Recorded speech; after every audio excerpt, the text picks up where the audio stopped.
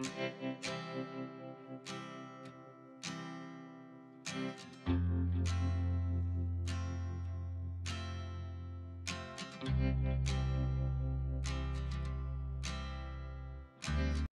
Everyone, good morning, welcome back to my channel. আশা করছি সকলেই খুব ভালো আছো। বীরভূম জেলার ছোট্ট একটা শহর থেকে আমি সুধা আবারও চলে এসেছি নতুন দিনে নতুন আরও একটা ব্লগ নিয়ে। তো সাথেই থাকো আমার। মানছি ব্লগটা কয়েকদিন আগেকার, তবে কি বলো তো, এই যে বলছি এনার্জির সঙ্গে কিন্তু প্রত্যেকটা দিন পার করার চেষ্টা করি। যদিও বা তোমরা প্রত্যেকেই জানো এখন তো সেকেন্ড প্রেগনেন্সি চলছে, অনেক অনেক দায়িত্ব। আর ব্লগটা হচ্ছে দেখো অষ্টমীর দিনের।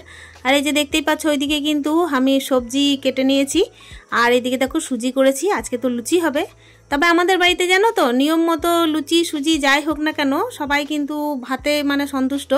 আমরা মেয়েরা কিন্তু লুচি খাবো, আর বাচ্চা আর হচ্ছে ছেলেরা কিন্তু এদিকে ভাত খাবে। তাই ভাতের ব্যবস্থা কিন্তু শেষে করা হবে। এদিকে কিন্তু দেখতেই পাচ্ছ এখন কুমড়ো তরকারি চাপিয়ে দিচ্ছি। আমাদের বাড়িতে কিন্তু সবাই আবার পনির খায় না, তবে পনিরটাও হবে। মানে কি বলতো, আমার বাবা হোক কিংবা হচ্ছে ভাই হোক, ওরা কিন্তু পনির দিয়ে একদম পছন্দ করে না। তাই লুচির সঙ্গে কিন্তু কুমড়ো তরকারি হবেই হবে। মানে আমাদের বাড়িতে লুচি হলে কুমড়ো তরকারি হবেই হবে। তাছাড়া কিন্তু আমাদের বাড়িতে চানা বলো, তাছাড়া এমনি ছোলার ডাল বলো, আর এমনি যে কোনো রকমের মটরের ঘুগনি বলো, সেগুলো কিন্তু লুচি দিয়ে কেউ পছন্দ করে না। সব থেকে যদি ভালোবাসে লুচি দিয়ে কিছু খেতে, তাহলে সেটা হচ্ছে মিষ্টি কুমড়োর তরকারি। তো চলো, এই তো দেখতেই পাচ্ছ আমি তরকারিটা বসিয়ে দিয়েছি আদা বাটা জিরে বাটা দিয়ে। ইদানিং যতটা পারা যায় ততটা এনার্জেটিক থাকার চেষ্টা করছি। তবে কি বলতো, প্রেগনেন্সি জার্নি হচ্ছে এমন একটা জার্নি, তাতে এটা সেকেন্ড হোক কিংবা হচ্ছে ফার্স্ট প্রেগনেন্সি, সময়টা কিন্তু দেখবে এমনই চলতে থাকে। সেটা কিন্তু তোমার নিয়মে চলবে না, তোমার মতে চলবে না। পুরো রুটিনটাই বলো, পুরো সিস্টেমটাই কিন্তু চলে নিজের শরীরের ওপর নির্ভর করে। আর ওই কারণেই কিন্তু এক একটা দিন এক এক রকম ভাবলেও এক এক রকম চলে না। তবে হ্যাঁ, যেহেতু একজন গৃহবধূ প্লাস হচ্ছে আর একটা বাচ্চার মা, সেই হিসাবে কিন্তু সমস্ত কাজ করে চলার চেষ্টা করি। আর এমনিতে তো মাসি দেখো ভারী কাজগুলো করেই দেন। আর এই তো দেখতেই পাচ্ছ প্রায় হচ্ছে 1 কিলোর ওপর হতে পারে যে কুমড়ো আছে। তো এই কুমড়োটাকে কিন্তু কেটে নেওয়া হয়েছে। তারপর এদিকে দেখতেই পাচ্ছ আমি কিন্তু বসিয়ে দিয়েছি। তবে এই কুমড়োটাকে না আমি দিয়েছিলাম আমার পিসিমণিকে কাটতে। আমার পিসিমণি যেহেতু ঝাড়খণ্ডের লোক, সেই হিসাবে কিন্তু ওনাদের ওইদিকে সবজি কাটা আর আমাদের এদিকে সবজি কাটা পুরো কিন্তু অনেকটাই তফাৎ। আর এই তো দেখতেই পাচ্ছ কুমড়ো তরকারি প্রায় একদম মানে কষানো হয়ে গেছে। এবার কিন্তু জল দিয়ে দেবো। আর তারপর কিন্তু দেখতেই পাচ্ছ আমি মোটামুটি একেবারে হওয়ার টাইমে আবার ফিরে এসেছি। মানে কি বলতো, মাথার মধ্যে তো শ্যাম্পু করেছিলাম, সেটাকে কিন্তু একেবারে ভালোভাবে ধুয়ে মুছে আবার চুলটাকে আঁচড়ে দেখো চলে এসেছি। আর এদিকে কিন্তু ছেলেকে বললাম যে কিছু খাবে তুমি, তো বললো যে এখন কিছু খাবো না। তবে কি বলতো, ওদেরকে কিন্তু খেতে দিতেই হবে। কয়েকটা লুচি ছেঁকে নেবো, আটা কিন্তু মাখানো হয়ে গেছে।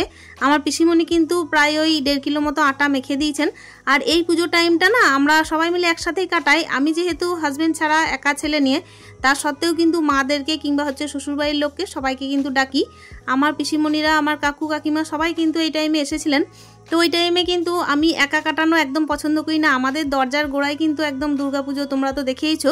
সেই হিসেবে কিন্তু সবাই মিলে কাটাতে বেশ ভালোই লাগে। আর একা একা দেখবে পুজোর সময় যতই বাইরে না যাও, সবাই মিলে থাকতে অনেকটাই কিন্তু আলাদা রকম মজা, তাই না?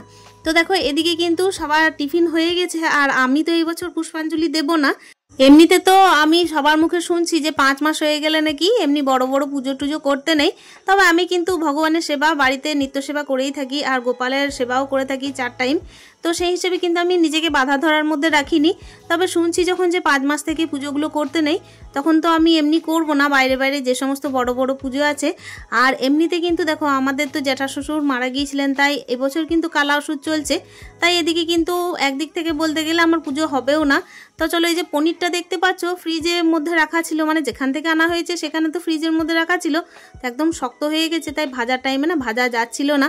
কিন্তু কি বলতো, তাড়াহুড়োর মধ্যে রান্নাটা যদি সেরে নি না, তাহলে কি হবে, মণ্ডপে একটু আর কি দাঁড়ানো যাবে। এই যা পুজো দিতে না পারলেও কি হবে বলতো, সবার সাথে তো কাটানো যায়, এটাই একটু ব্যাপার। তবে এবছর জানো আমি না শাড়ি না পরেই কাটিয়ে দিয়েছি, মোটামুটি বলতে পারো চুড়িদার নাইটিতেই কাটিয়ে দিলাম পুজোটা। আসলে সেভাবে শাড়ি পরতে ইচ্ছেও করছিল না। আর যেহেতু বাইরে যাওয়ার কোনো প্রশ্নই আসে না, ঠাকুর দেখতে যাওয়ারও কোনো প্রশ্ন আসে না, সেই হিসাবে কিন্তু আরও এনার্জি ছিলও না। তবে আমার হাজব্যান্ড এসেছিলেন একটা দিনের জন্য ওই নবমীর দিনে, তো ছেলেকে নিয়ে গিয়েছিলেন, আমি কিন্তু যাইনি। আর এই তো দেখতেই পাচ্ছ পনিরগুলো কেটে নিয়েছি, এরপর কিন্তু একটুখানি লবণ আর হলুদ আমি মাখিয়ে দেবো, আর ওপর থেকে না একটু লেবুর রস দিয়ে দেবো ভাবছি। এতে কি হয় বলে ভাঙে না, কিন্তু জানো তো পনিরটা না খুবই মানে হার্ড ছিল। সেই দিন কিন্তু আমার মনে হচ্ছিল যে একটু পরে আর কি কাটলেই ভালো হতো, কিন্তু ওই যে বললাম তাড়াহুড়োর মধ্যে রান্নাটা করে নিলে একটুখানি আর কি বাইরে দাঁড়ানো বসা হবে, আর লুচি ছাকতেও তো অনেকটাই সময় লাগে। আমার আজকে ভাইয়ের বউ কিন্তু বাড়িতে আসেনি, মানে ও কিন্তু আমাদের বাবার বাড়ির পাড়াতে যেখানে আর কি মন্দির আছে তো সেখানেই উপোস করে, তো সেইখানে কিন্তু ও একটু ব্যস্ত থাকবে, তার জন্য কিন্তু আজকের দায়িত্বটা পুরোটাই আমি নিয়েছি, মানে রান্না বান্না খাওয়া দাওয়া সমস্ত কিছুর দায়িত্ব। এই যে বললাম এখন দেখো যতটাই আর কি এনার্জেটিক থাকা যায় ততটাই থাকার চেষ্টা করছি, তবে কি বলবো মানে নিজের শরীরের ওপরে নির্ভর, জানো তো, মুখে বললেও হয় না সব সময়। প্রেগনেন্সি জার্নি হচ্ছে এমন একটা জার্নি যেটা কিন্তু শরীরের ওপর নির্ভর করে, মুখের কথার ওপর নির্ভর করে না। যাই হোক দেখো এইদিকে কিন্তু কয়েকটা তরকারি করে নিয়েছিলাম, আর ওইদিকে দেখতেই পাচ্ছ আলুর দম করেছিলাম একটুখানি, আর ওইদিকে আমি পটল ভাজা করেছিলাম। দেখো ভাতের হাঁড়ির মধ্যে ভাত বসিয়ে দিয়েছি, আর এদিকে পনিরের তরকারিটাও করে নেব, আর একটুখানি ডালও করে নিয়েছিলাম মাঝে, আর কুমড়ো তরকারি ছিল, আলু পোস্ত ছিল, আর শাক টাক করেছিলাম, তো সেগুলো আমি শেয়ার করলাম না তোমাদের সাথে। আমার ছেলে কিন্তু পুজোটাকে খুব ভালোভাবে এনজয় করেছে, যেহেতু ঘরের সামনেই পুজো, বুঝতেই তো পারছো ঘরের সামনে পুজো মানেই কিন্তু 4 টাইম আর কি জামা কাপড় চেঞ্জ করা, নতুন নতুন পরা, নতুন নতুন ছাড়া তো আর বাইরে এমনি এমনি যাওয়া যায় না, কেন কি প্রত্যেকটা লোক যখন নতুন নতুন পরে আসবে তখন কিন্তু প্রত্যেক বছরই মানে আমাদের কি হয় নতুন জামা পরেই কেটে যায়। তবে এই বছর ওই যে বললাম সেইভাবে কিন্তু আমার বাইরে যাওয়া হয়নি, মানে দুর্গা মন্দিরেও কিন্তু সেভাবে আমার যাওয়া হয়নি, ঘর থেকে কিন্তু বেরোলেই ধরো নতুন পরতে হবে, আর আমার না নতুন জামা কাপড় পরতে এই বছর একদমই ইচ্ছা করছিল না, মানে শরীরের মধ্যে যেন একটা অস্বস্তি হচ্ছিল, পুরনো জামা কাপড়েই যেন আমাকে বেশি ভালো লাগছিল, আর নাইটিতেই যেন আমি বেশি কমফোর্টেবল লাগছিলাম। তো এই আর কি কথা বলতে বলতে অনেক কিছুই বলে ফেলাম। আর আমি না পনিরের তরকারিটা একটুখানি গাজর আলু দিয়ে করছিলাম, আসলে এই টাইমে অতিরিক্ত মশলা দেওয়া খাবার আমার না এমন হচ্ছে যে পেট যেন ফুলে যাচ্ছে আরও বেশি পরিমাণের, আর গ্যাস অম্বল হচ্ছে। আর দেখো এই যে পনিরের তরকারিটা এটা কিন্তু আমার বাবা আর ভাই কেউ খাবে না, সেই কারণে কিন্তু খাবো শুধুমাত্র আমি, মা, আর এইদিকে আমার ছেলে। আমার ভাইয়ের বউ কিন্তু পনিরের তরকারি খায় না, তাই কিন্তু নিজের মতো করেই একটু হালকা পাতলা করেই রান্না করলাম। ইদানিং ব্লগ শেয়ারের ক্ষেত্রে কিন্তু সময়ের ব্যবধানটা অনেকটাই হয়ে যাচ্ছে, আমি লক্ষ্য করছি খুব ভালোভাবে, কেন কি প্রত্যেক দিন যদি ব্লগ দেওয়ার চেষ্টাও করছি তবুও হয়তো দিয়ে উঠতে পারছি না, শরীর আর মনের মধ্যে কিন্তু সেই রকম ফুর্তি থাকছে না। ফুর্তি যতই আনার চেষ্টা করছি তার সত্ত্বেও কিন্তু শরীর জবাব দিয়ে ফেলছে, এই কারণেই আসলে কি বলবো, আমি হয়তো ভেবেছিলাম প্রথমবারের অভিজ্ঞতা আর দ্বিতীয়বারের অভিজ্ঞতা সমান সমান হবে, তবে না, আসলে ব্যাপার হচ্ছে দ্বিতীয়বারে কিন্তু দায়িত্ব অনেক থাকে প্রথমবারের তুলনায়, তাই কিন্তু দ্বিতীয়বারে শুয়ে বসে কাটানো যায় না কোনোভাবেই, দায়িত্ব কিন্তু তোমার পিছন ছাড়বে না। আমার তো মনে হয় আমি যেদিন আর কি ওটিতে যাব তার আগের দিন পর্যন্ত কিংবা হচ্ছে সেই দিন পর্যন্ত হয়তো আমাকে দায়িত্ব নিয়েই চলতে হবে। তো চলো, এই তো দেখতেই পাচ্ছ পনিরগুলো ভাজা ছিল, তো সেগুলোকে আমি তুলে নিলাম, আর ভাজা দেখছো কেমন শক্ত শক্ত ছিল তো পনিরগুলো, সেই কারণে না একটুখানি মানে তলার দিকটা ধরে যাচ্ছিল, তুলতে খুবই অসুবিধা হচ্ছিল, এই কারণেই। এই তো দেখতেই পাচ্ছ হালকা পাতলাভাবেই কিন্তু রান্নাটা করেছি, ওপর থেকে গরম মশলা একটুখানি চিনি দিয়ে দিয়েছিলাম। ব্লগটা যেহেতু ছিল অষ্টমীর দিনে সেই কারণে কিন্তু বাইরে একটু বেরিয়েছিলাম, অষ্টমীর অঞ্জলি কারা কারা দিচ্ছে সেসব একটু দেখছিলাম, আর এমনি ধরো এমনি গিয়ে বসা, আর কিছু তো না, আমি সেভাবে তো ঠাকুর নাড়তে ছুতে পাইনি, আর পুজোর জিনিসও নাড়িনি ছুঁইনি, এরকমই কিছু একটা। তবে যাই হোক, ওই যে বললাম মনের দিক থেকে একটু এনার্জেটিক থাকার চেষ্টা সবসময় করছি, তাতে কি হবে নিজের মনটাও ভালো থাকবে, নিজের মন ভালো থাকলে শরীরও ভালো থাকে, আর শরীর ভালো থাকলে আমার মধ্যে যে আছে সেও ভালো থাকবে। এই তো দেখতেই পাচ্ছ কথা বলতে বলতে এইদিকে কিন্তু মা দুর্গার আরতিও দেখছি, আর তোমাদেরকেও একটু দেখানোর চেষ্টা করছি। আসলে তোমরা হয়তো বলবে কালী পুজো চলে এলো, আবার হচ্ছে দুর্গা পুজোর ব্লগ শেয়ার করছি, তবে ওই যে বললাম শরীর কিন্তু জবাব দিয়ে দেয় বন্ধুরা, তাই কিন্তু এক এক দিন এক এক রকম চলতে হয়, যেহেতু একা সংসার সেহেতু কিন্তু সংসারের সমস্ত দায়িত্ব কর্তব্য পালন করার পর আবারও কিন্তু শরীরকে এনার্জি জুগিয়ে ব্লগ শেয়ার করা একটুখানি কঠিন হয়ে দাঁড়ায়।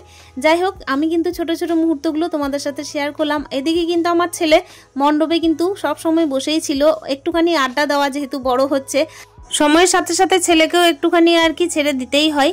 এই যে দেখতেই পাচ্ছ ছোট ছোট বন্ধু বান্ধবের মাঝে, আর কিন্তু একেবারে ঘুরে এসেছি দেখো সন্ধ্যে টাইমে, যেহেতু ওই যে বললাম প্রেগনেন্সি টাইম সেহেতু কিন্তু একটুখানি এনার্জি জুগিয়ে তারপর আবার বাড়ি থেকে আর কি বাইরে বেরোনো, বাইরে বলতে ওই আর কি পুজো মণ্ডপে। আর এই টাইমে দেখতেই পাচ্ছ আমাদের পাড়ার কাকু, ইনি কিন্তু পুজোর দায়িত্বগুলো নিচ্ছিলেন, মানে পুজোর কাজ টাজগুলো সারছিলেন, তো উনি কিন্তু ধুনুচি নাচ দেখাচ্ছিলেন, সেটা একটুখানি শেয়ার করলাম। সন্ধ্যের টাইমটা যেহেতু আমার জন্য মানে বেরোনো একদমই বলতে গেলে মানে বাধাই বলতে পারো, আমি কিন্তু সেভাবে বেরোই না, তবে কি বলতো, পুজোর টাইমটা না সবাইকে পেয়ে কিন্তু পুজো মণ্ডপে গিয়ে বসা আর একটুখানি অনুষ্ঠান দেখা এগুলো আর কি করছিলাম। এটুকু না করলেও নয়, কেন কি দেখো এই যে ছোট ছোট আর কি মুহূর্তগুলোকে পার করতেও হবে। আর বাইরে যতই না যেতে পারি, ঘরের দৌড়গোড়ায় যখন সব কিছু, তখন কিন্তু এগুলোকে একটুখানি না দেখলেও নয়। সময়ের কিন্তু সঙ্গে সঙ্গে দিন কেমনভাবে যে পেরিয়ে যায় আমরা কিন্তু বুঝতে পারি না। তবে এই দিনগুলোকে একটু ভালোভাবে কাটিয়ে নেওয়ার চেষ্টা সবসময় থাকবে, যতই প্রেগনেন্সি জার্নি হোক, তবে সেগুলোকে সহজ সরল করে তোলার চেষ্টা করছি।